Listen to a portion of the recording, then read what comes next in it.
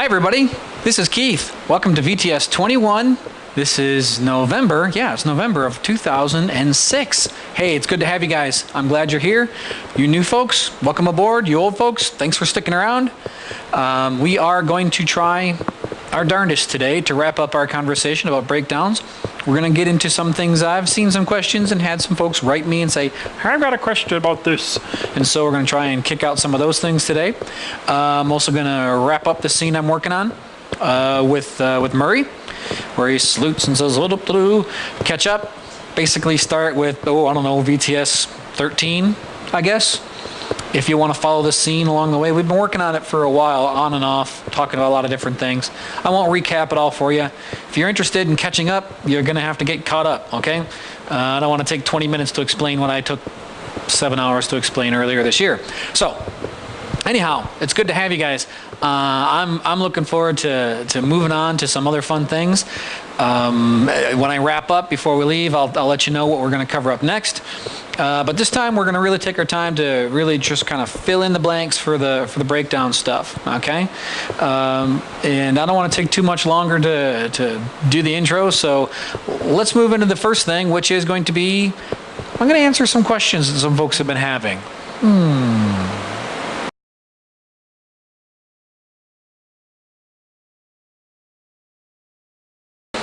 All right, so the question I've been getting from folks is, well, when would you normally do your timing? I noticed, Keith, that you're stacking things up and you got all your drawings all on one side, and so you got your key drawings and you got your primary breakdowns and secondary breakdowns and maybe some other things and some stuff we don't understand, which I'll cover in a bit. But they're like, well, when would you time this out? Everything's like 1, 2, 3, 4, 5, 6, 7, 8. The answer to that question is depends. Really, depends on how I'm feeling about the shot. There's a couple of places you can do some timing. Rough timing right after key poses. Sure, spread your stuff out in the timeline, or use a tool like Monkey Jam, or whatever pencil sheeting software you have. The easiest thing to do is spread it out in the timeline for your application. And just do a quick preview and see how it looks. Everything's step frame, of course. You kind of get a rough sense of the large picture. Of course, the first place you find timing for a lot of this stuff is back in your planning stages when you're thumbnailing. You're listening to your dialogue. You're imagining the shot in your head. You're seeing your character. You're visualizing your character performing that piece of action, okay? And you think, okay, so when he acts, he's going to gesture at this word, and when he does something, he's going to go like this at this word, and when he does something, he's going to look at this sound. And so you pretend it, you see it in your head, and then when you listen to it, you think, okay, right there. So you write it down, a little scribble, okay, gesture at this word, and recoil at this word, and look to left off at this sound. And all you have to do is find where that frame is in the dialogue or the soundtrack, and you got generally rough timing right from your very first thumbnail. Now, if you want to go old school, print up an exposure sheet, all your frames written out, your dialogue and this, the wave sound here, and get your breakouts and all that stuff. You can go old school. You can use exposure sheets as a way of doing your rough timing. The older you get, the more you do it, the more you realize, heck, I can save a lot of time if I can just do my timing right here. A couple things about timing. You want to make sure you don't hit things right on the nose. Gestures or actions generally come 4 to 6 frames before an action, or before the sound, like a gesture especially, okay? If I'm going to gesture for a word, I hit this before I said word, okay? That's how it works. We just gesture before the word gets out, right? So when it's gesturing like that, when it comes to, reactionary things, like boom, all right, you're going to delay 4 to 6 frames from the sound to the beginning of the action, okay? Maybe not 4 to 6, maybe 2 to 4, depending. It all depends. There's no rules here. Just the general principle is reactionary stuff will be timed a little bit after the audio track shows you where it is. Gesture things will be timed a little bit before the word in the dialogue track. Lip sync, generally, we'll get to that. We'll cover lip sync in early 2007. But one of the things we'll learn is that good lip sync feels better when it's a little bit early. All right. So if the sound of ooh is at frame 20, you want to make the ooh shape frame 18-ish or so. And that's a good rule of thumb there for timing. But can you time stuff out at rough poses? Yes. Can you time stuff out after primary breakdowns? Yes. Can you time stuff out after secondary breakdowns? Yes. Can you time stuff out more than once? Yes. What if you time it and you don't want to keep it? Or you want to go back to stack? Okay, so time it, write down your frames or whatever, and keep notes and put it all back to stack to work if you want. There's no rules, really. I mean, you can work it any way you want. So sometimes I'll time stuff out right after, I'll be honest with you, sometimes I'll scan in my thumbnails and I'll drop those into Monkey Jam and see how those feel before I even bother posing the puppet. Or you can use grease pencil, or Hamish McKenzie wrote another version of grease pencil, which is really cool to use. You can use these tools in Maya or any in-screen thing. You can figure out timing anywhere. Really, as long as you've got images to work with, you can start thinking about timing. You can do that with your thumbnails, you can do it with grease pencil stuff, you can do it with rough poses, breakdowns, secondary breakdowns. Sometimes I won't time a scene, like this scene right here that we're working on, and this Murray scene where he salutes and stuff. I won't time this out until, I've got pretty much everything. And when I mean everything, I mean I've got all the anticipations, all the overshoots, all the settles, all the moving holds, the major breakdowns, the primary breakdowns, secondary breakdowns, key poses. I mean, I'll have almost everything in there that I won't maybe won't have eases in there. Yeah, I'll have a few eases in there, but there's no rule. There's no like, well, I can't time this out until.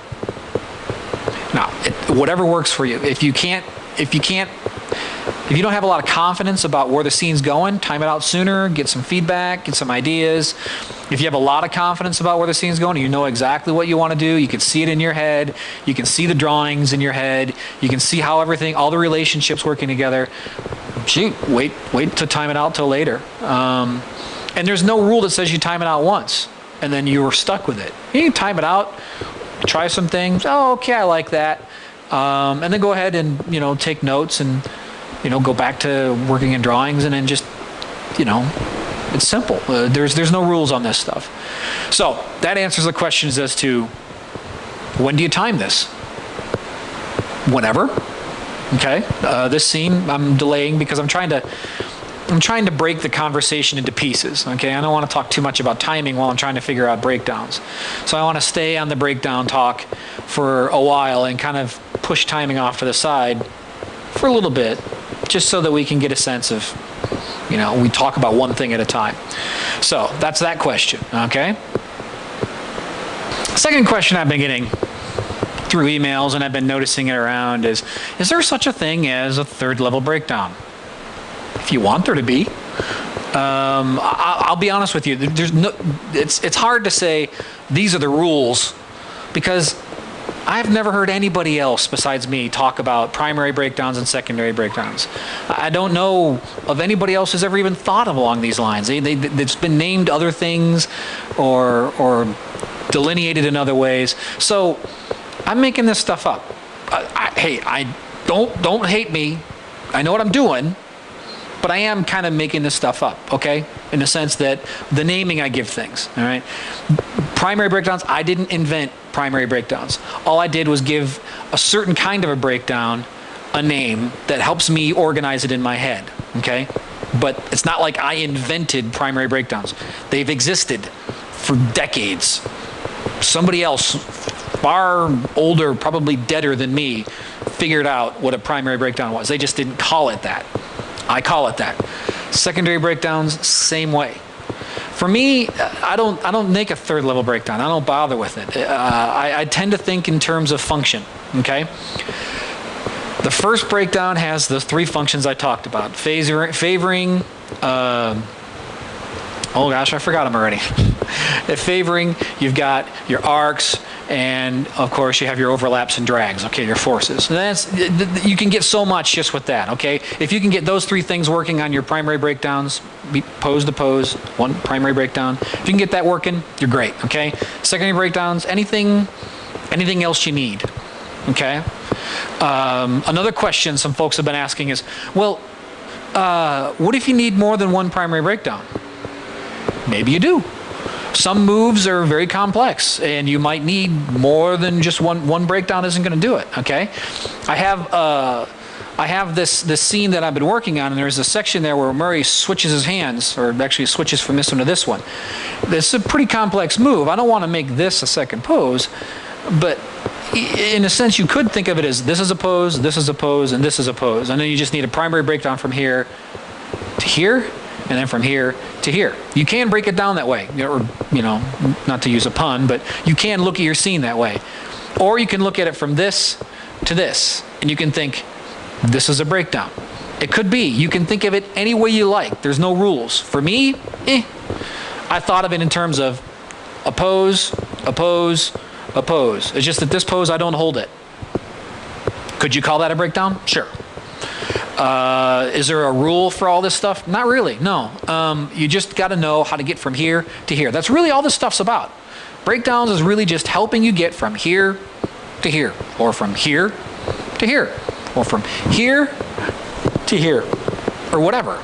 Okay, breakdowns just help define how the motion works. All right. So, are there rules for this stuff? Not really.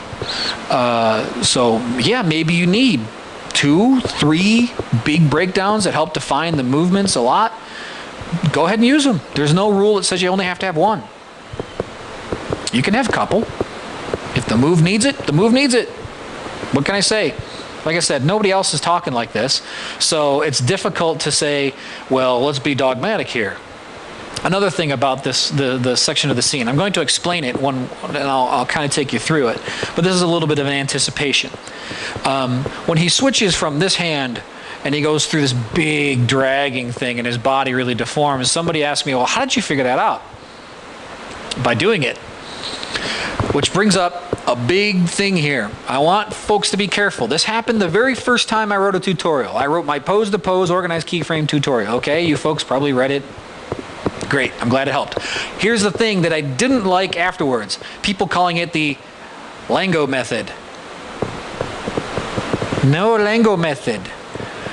Old dude method. Okay, I just happened to put a name on it and put a tutorial and write it down and say, you can use this in a computer, okay? But I'm not inventing anything. It's not the Lango method, okay? Similarly, with this whole structure of poses, primary breakdowns, secondary breakdowns, when you time things, stop looking for rules, okay? Stop. Just stop. Stop looking for rules. Stop. Okay, stop looking for the rules. Because there aren't any. There's principles and guidelines, okay? Principles say, if you don't know where to go, or you don't know what to do in this situation, use your principles and your guidelines to make an informed choice. Rules imply punishment for failing to comply. There's no punishment here, okay? So I had the section where he's like this, huh? I wanted him like this. How did I figure out how to make that all gooey and stretchy and how I wanted to do it? I knew that I wanted it to be a big, violent, stretchy kind of action. Like just a big crazy action. Cartoonier than anything I could ever do, physically, okay? So I thought, well, I got my bookends, let's just straight ahead through it. And that's what I did. Straight ahead animation. Oh, I'm so broken. I'm so heartbroken. You're the pose king. How can you do straight ahead? Well, that's the thing. I'm not anything. I'm an animator. Sometimes you have a piece of motion and you're not going to be able to pose your way through it. You're just going to get in there and do it.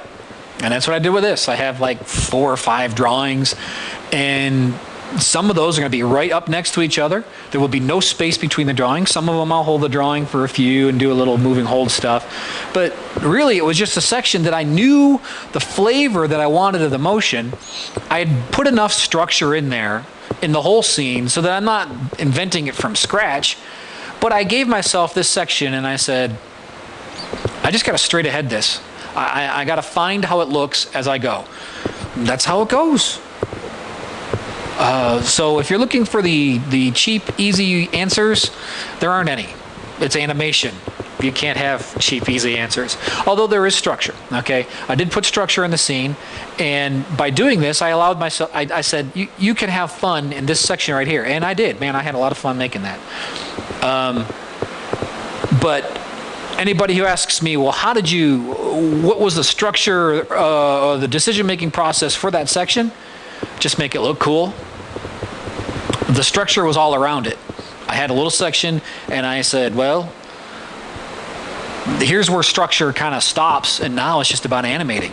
It's just about making cool drawings and putting them in order and getting good drag and making sure I got good drag and arcs and just applying, principles of the idea that I want to capture the flavor of motion I want. So I redrew it a bunch of times. Redrawing it in computer speak is, tweaking the poses, or tweaking the positions of the controllers.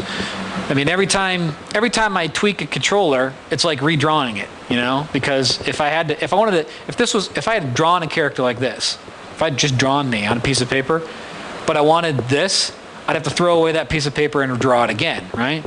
This is why the computer's very forgiving, but we're too lazy, right? The computer's very forgiving. It will allow us to redraw it as many times as we want to get it looking good, and we're so happy with just settling for, okay, I guess. It's okay, I guess. Come on, man. You could draw for free. This is what the computer does. So draw for free. You could throw away as many drawings as you want. Keep making it better. Last question before I dive in.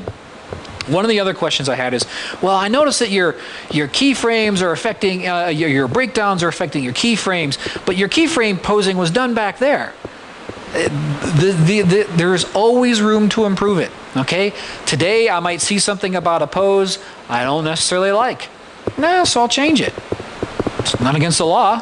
It's my scene, right? I can make it better.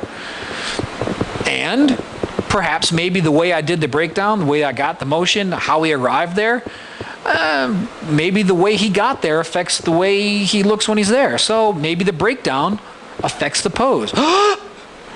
No! Yeah, you can have a breakdown affect the pose. It's okay. It's really just about structure, all right? You don't want to draw your entire scene breakdowns only and then derive your poses from it, but they inform one another. It's a very fluid, very liquid art form. Animation there's a tendency to try and nail it down into a bunch of rules, because rules are easy. If I can check that off the list, then I've done it and it'll be good. But that's not really true, okay? So you got to be careful. Right? I know I talk a lot about structure and rules, structure and principles and processes to help you do things. I talk a lot about workflow because, I'll be frank with you, a lot of computer animators don't know what they're doing. I mean, don't take that wrong, okay?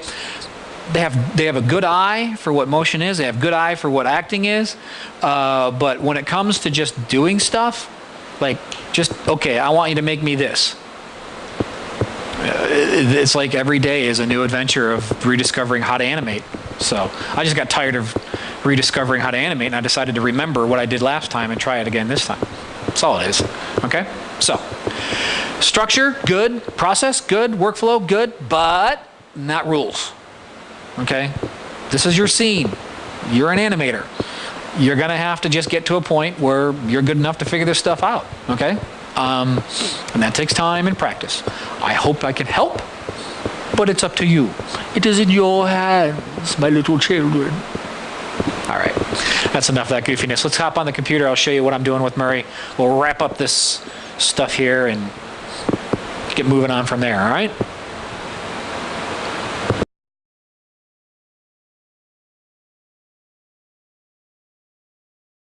Okay, so what I'm going to do here is I'm going to build out the last breakdown. I'm just verifying that I have all the breakdowns I want for everything up here, but now I'm in the last one.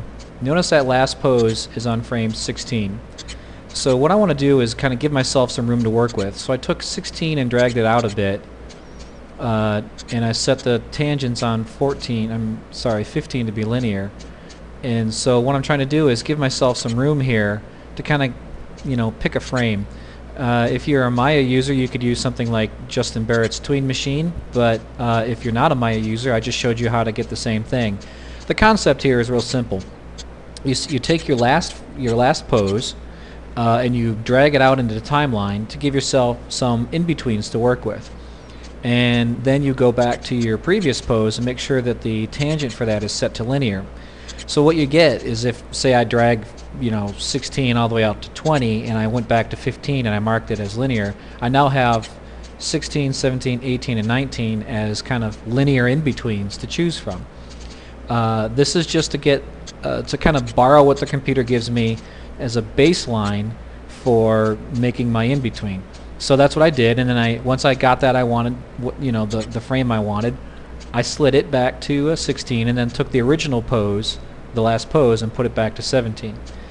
Now what I've been doing since I did that is I'm now customizing this breakdown to accomplish the goals that I have for it. What I want to do is, again, the primary breakdowns, I want to define my arcs, I want to define my drags, I want to define my favoring.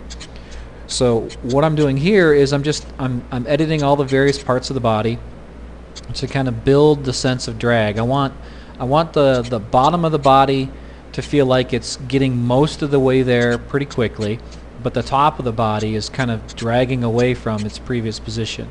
So I'm trying to build a breakdown where his hips and his belly get into position faster for the last pose, and his head and his hands take a little bit longer. So I'm trying to build a little bit of squash and stretch in this inside of this thing. And that squash and stretch concept to play out in the face. If you take a look here, I'm making a new facial pose for this breakdown, but the concept is I want the face to stretch and then squash right there. You see how it goes from that to stretching to squashing, and you want that to play out in all parts of your character. It just helps connect them, makes them feel all put together. And I'm going to keep playing around with this concept of just really pushing. I have a drag that works, but now I'm going to start pushing it a bit more, and try and really get some things going on. I'm going to drag it a bit more with the hands here. And what I'm going to work on here, you're going to notice I'm going to try and build some overlap, some drag into that hand, so it kind of goes down a bit, and when it comes up, it's just it's a little bit more lively. So I'm going to push that. And you notice I'm taking the pose, which I built, I don't know, months ago. I made this pose, but I'm changing the pose to better push the idea that I'm going for here, which is the dragging of the hand that's snapping up in this move. So yeah, your breakdown works sometimes are going to affect your poses. It's going to change the way you may have what you think is a perfectly good pose, and it is a perfectly good pose, but you start doing breakdown work and you realize, hey, I can make this better if I change it. So always give yourself permission to change it. Here you have what I'm trying to do here is really trying to accentuate more with the hand dragging up above. I want a stronger sense of the fingers and the hand, the saluting hand, dragging out of its previous position on that breakdown. So I'm just trying to strengthen that with the various controllers I have for it. You notice there I'm building a little bit stronger breakdown in the hand angle, and this is pretty much where I want to be with it. And now I'm going to go ahead and key everything to make sure that I record all of the controllers at that moment.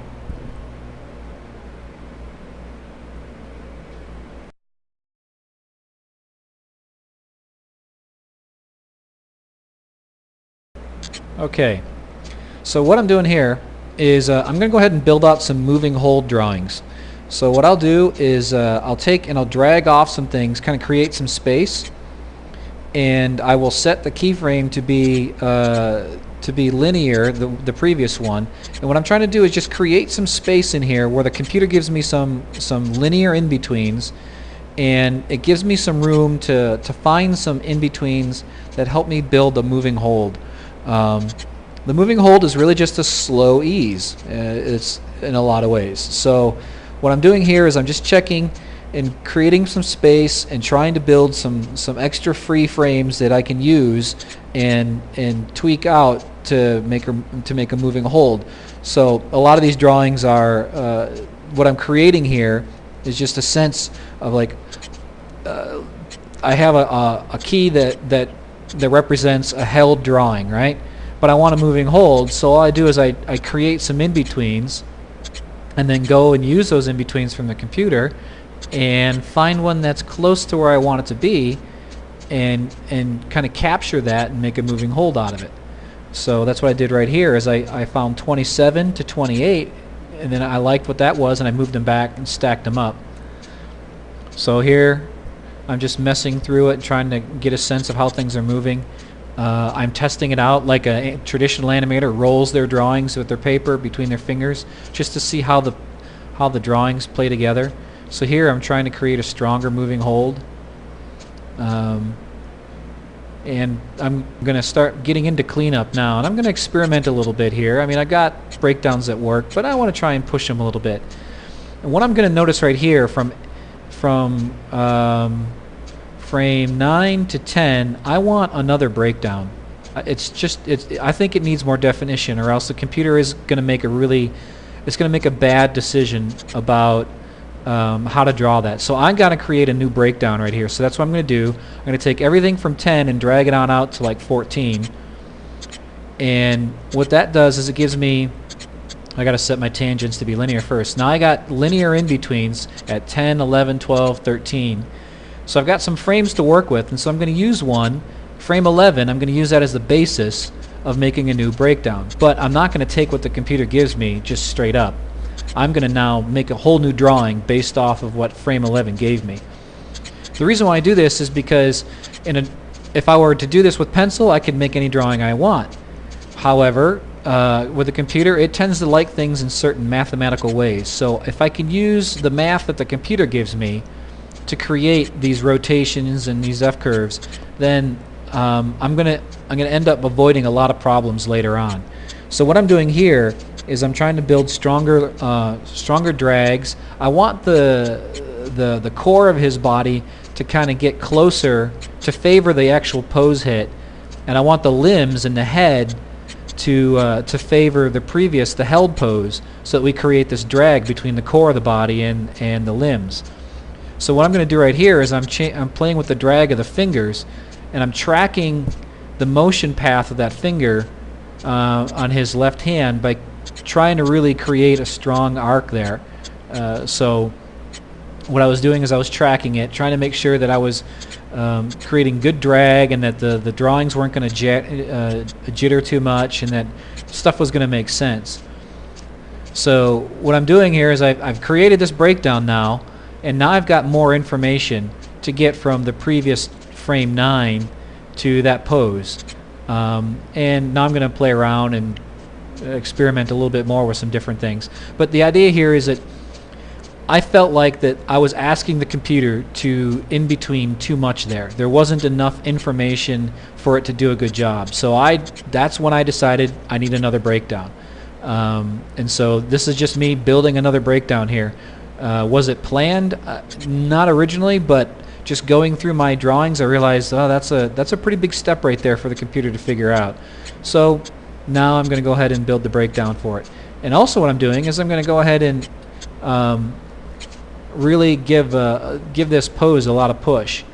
What I'm trying to do is give that pose just a little bit more oomph, and this one as well. It's all about the relationships back and forth. How one drawing works in concert with the one that follows it, with the one that comes before it. And these are poses that I made a long time ago. These are breakdowns that I made, last month or the month before. But as I make new stuff, it changes the relationships. It starts changing how one drawing works with another one, how the flow of the parts of the character, how the shapes move through space on the screen. And now I've got new ideas and new things I want to try. So I want to make this pose hit more of an extreme and then a settle back. So that's what I do. I want it to be a little bit more snappy. So I'm just giving it a little more pop.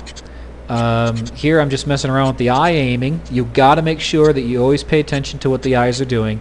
There's no frame, there's no pose, there's no drawing in which you can get lazy with the eyes, because that's the audience is looking there the whole time. Everything else we feel or we notice as we go along, but the eyes are really where we're following it. So anytime you can make your eye lines and your eye work stronger, you do it. So I've gone through and I've created this new breakdown, and now I'm pushing these poses around a little bit more because the relationships could be stronger, how one goes into the other. So I'm trying to create a little bit stronger sense of squash and stretch here between these three poses. There's a squash. I want more squash here, so I'm going to go ahead and here and try and just push this a little bit more, and I'm going to push that stretch a little bit more. And it's all about just strong differences, good shape reversals, just good animation in a cartoony sense. I'm going to take this arm and create a bit more of a silhouette on the squash so that the whole body feels like it's included. I'm going to mess with this hand to kind of create a bit more squash and stretch inside of it. And do that. You can do that with the fingers by opening and closing the hands. Closing down a fist is making a squash. Opening the fingers is a stretch. And then I'm gonna mess around with this breakdown that I just built earlier in the video, and this pose that I tweaked earlier in the video. So what I'm doing right here, this whole thing has been cleaning up my animation. I'm not messing with F-curves. I'm not messing with tangents in a curve editor. All I'm trying to do is make the drawings better and better and better. It's all really about relationships, how the drawings work together.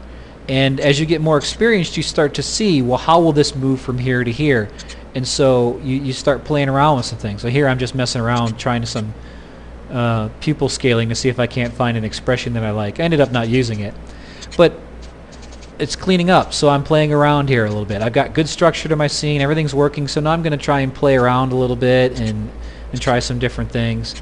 But the whole concept is to just clean this thing up, make all the drawings work well together. I can do this without messing with a curve editor because it isn't even timed out yet. This is all just about making the poses and the breakdowns and the anticipations and all these things work really well.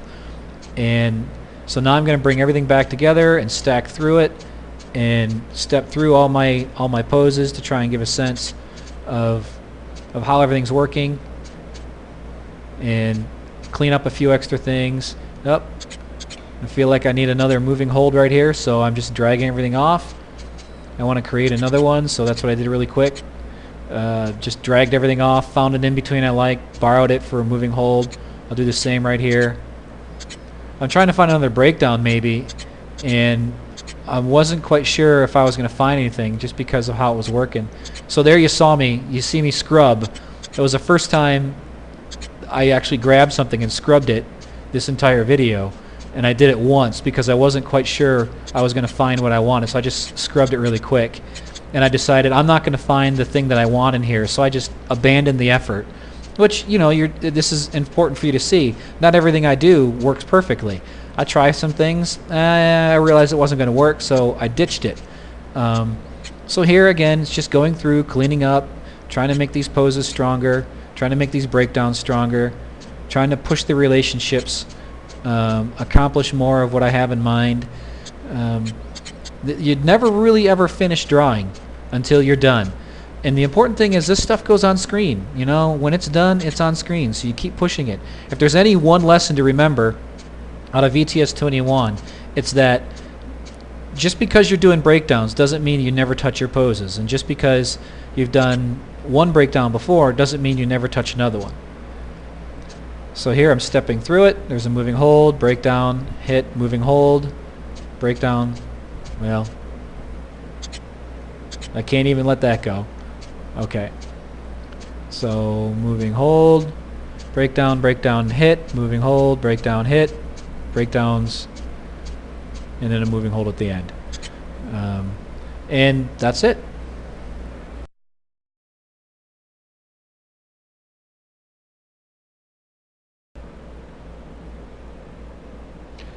All right. I'm gonna take some time to kind of go over what I was doing with this guy here.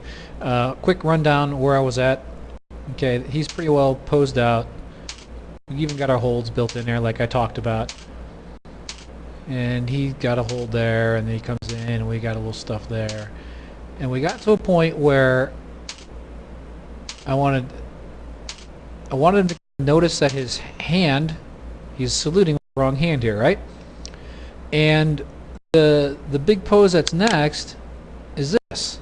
All right, so go from 14 to 19. All right, and when I blocked it out, if you see previous versions of the VTS, you'll see that's all I could pose, because those are the big keystrokes. But the thing here, this is where I went straight ahead. And what I wanted to do is I wanted this big kind of smear frame sort of feeling, which is very reminiscent of hand-drawn animation.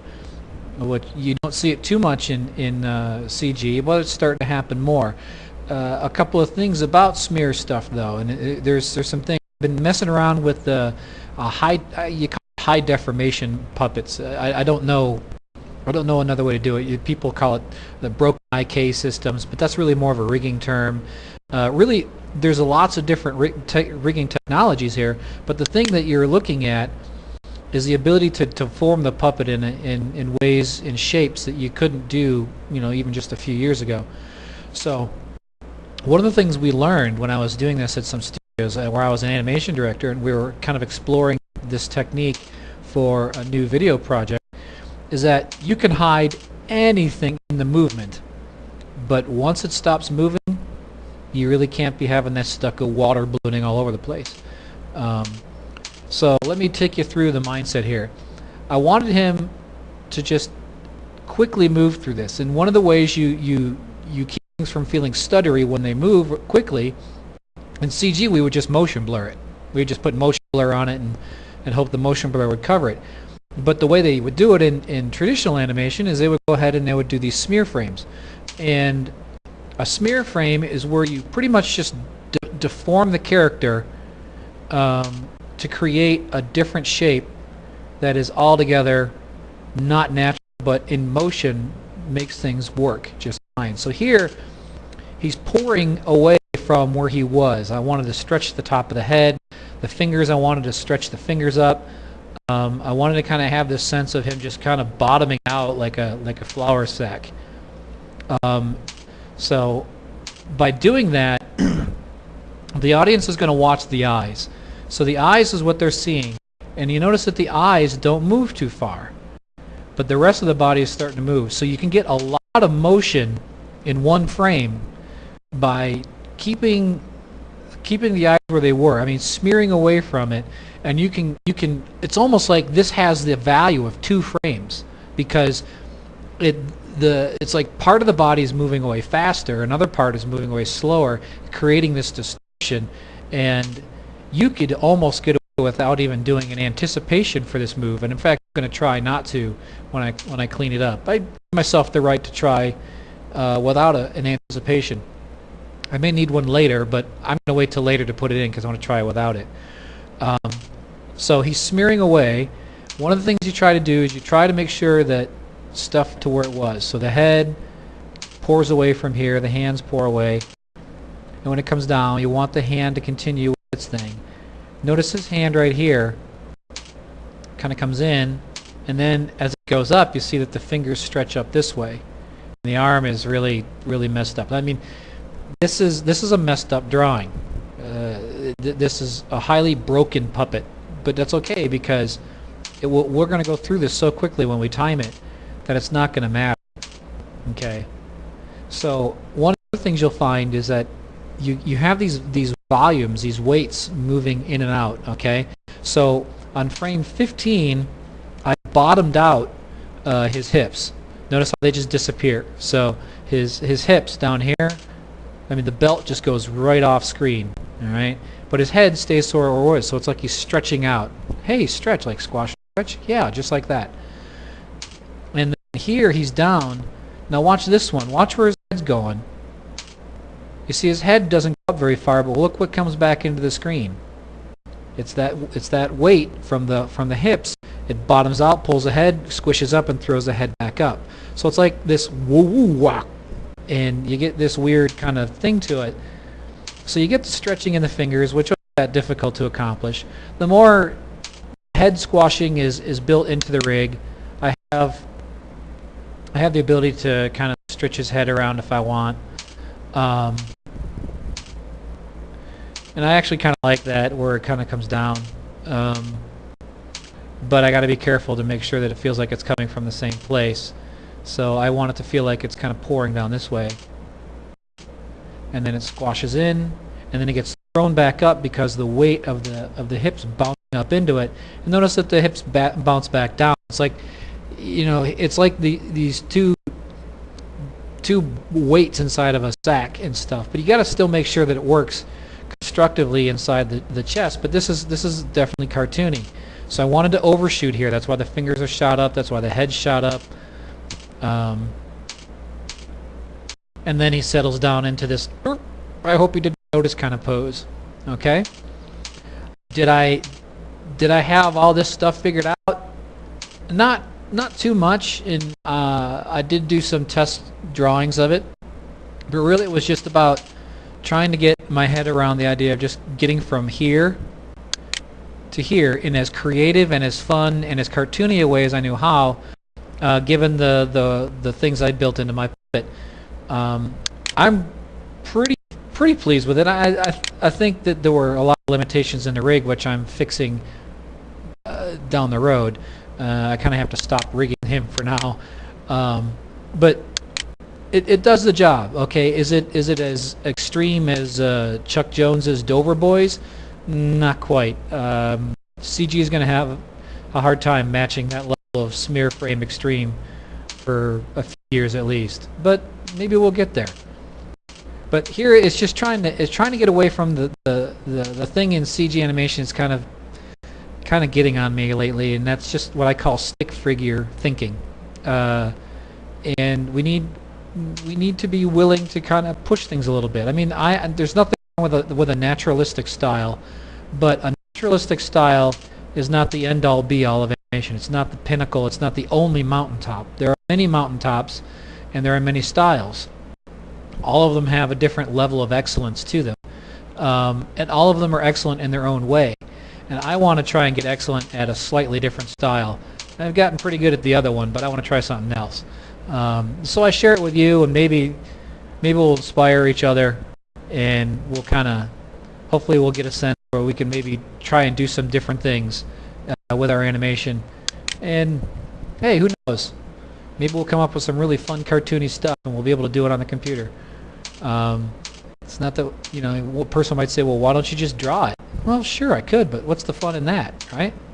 I mean, it is fun to draw it, but it's also fun to try and come up with or take a style that previously was unavailable to you and now start using it. So that's it's a little walkthrough here of what I was doing, and this was totally straight ahead. You know, I had some principles in mind: the principle of squash and stretch, the bouncing out of the weight, some smear frame ideas. I wanted an extreme and a settle back.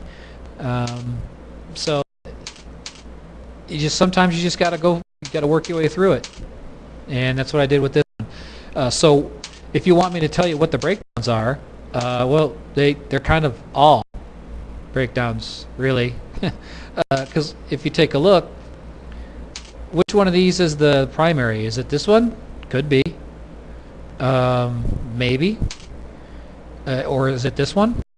It could be that too. I mean, well, here his head's down the farthest, but back here his hips are down the farthest. You can't really say any one of them is a primary or a secondary. They all just kind of work together. And sometimes you're going to come across that.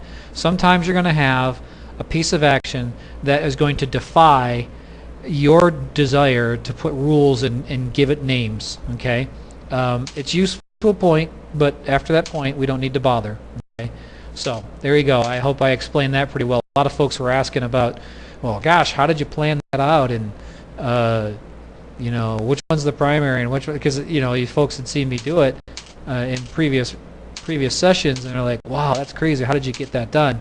A lot of it's just, you know, a lot of clever rigging, and the rest of it is just willing to draw it. This is drawn. If you notice, I'm trying to keep it feel like a drawing. The flow lines are working pretty well. I'm trying to keep the things feeling, you know, as fluid as possible without feeling water balloony. And that's the trick. Notice once he hits this pose, He doesn't. There's no more wobbling. There's no more stuff. Doesn't keep flapping and flopping. Save the major deformations for the middle of the move, and once they get in a pose, kind of firm them back up again. And here's a little bit of stretch. I'm not sure I like that one still. I mean, I built it out, but I think I like that better. And then, as far as the eyes,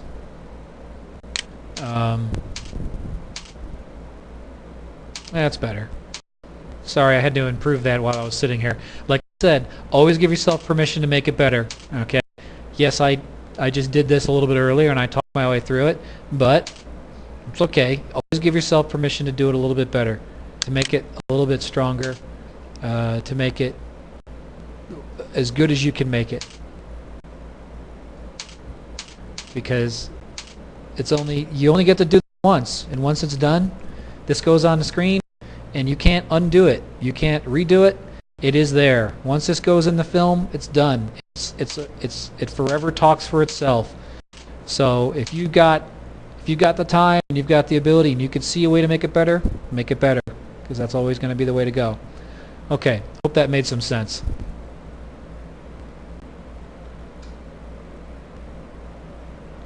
Well, I hope that was helpful. At the very least, I hope it wasn't offensive. Okay. Anyways, thanks a bunch. I hope that this kind of wraps up the breakdowns conversation. Went pretty deep into this, but breakdowns really are the magic of animation in a lot of ways. Does this mean I'm never going to come back and talk about them again? No, because I'm sure I'll find something new that I'll want to share with you guys later. But for now, we're doing okay. All right. So, what's next? Well, I could keep following with the animation of this thing, okay? I'm going to, but we're going to take a short break. A short little break because I've had a gajillion people, okay, a gajillion and 10 people write me and say, how do you do walk cycles or run cycles or stuff? I'm thinking, okay, I'll teach you how to do a walk cycle. There's a lot of demand for the walk cycle stuff, okay? So we're going to take some time off from this scene. We're going to finish it right here where we're at. We'll pick it up in a few months, probably 2, maybe 3, who knows? Depends how long it takes to do walk cycles, right? And we're going to go through the walk cycle stuff. Now you may be thinking, oh, come on, man, I know how to do a walk cycle. Unsubscribe. Well, I hope you don't do that because I think I have a way of doing walk cycles that is easy to understand, break it down, super simple, take it right down to its base level so that no matter where you are, who you are, what kind of stuff you're doing, you don't have to struggle with walk cycles. And here's the thing, I know that this is something that younger animators struggle with, especially on the computer. Because there's so many different ways to do it. You know, you got the bounce out the hip way and then layer in the legs on top way, then layer in on the... And you know what? That works for some people. I could never do that. I'll be honest with you. That stuff always just looked like poo whenever I tried it. So I've kind of come up with a way that sort of works for me. And you know what? I didn't come up with it. I just discovered how they used to do it when they drew these things. That's it, really. Everything I'm telling you right now is not a secret. All this stuff is 70, 80 years old. You know, just applying it to the computer and thinking in the terms of what the tools are today, but it's the same concepts, okay? So anyways, enough of that. Stick around. We're going to do the walk cycles, the run cycles. We're going to teach you how to do walks in place. We're going to teach you how to start them, how to stop them, how to do slider placer walks in case you need to do that for game stuff, okay? We're going to do all kinds of things, all right? And so and here's the thing about walks, okay? I'm going to cover this next month, but here's the thing about walks. You could keep doing them forever. All right? There is no such thing as a single perfect walk. Okay? Chew on that bit of heresy for now, all right? But this is the truth. There is no such thing as a single perfect walk cycle. Doesn't exist. Because everybody's not the same. Everybody walks their own way, okay? There are principles for making a walk cycle look good. But you can endlessly noodle a walk cycle. I'm serious, you can. You can endlessly noodle it to a point where I don't know what I'm doing anymore. I can't see it anymore. Well, that's because you didn't start the walk with a character in mind. All right, so chew on that. Hope you get anticipated about it, because everything we do as animators is acting. Everything. All right. So December is next month. End of the year. Woohoo! Cooking right along. I'm really glad you guys stick around. This year was a really, really good year for being able to help people.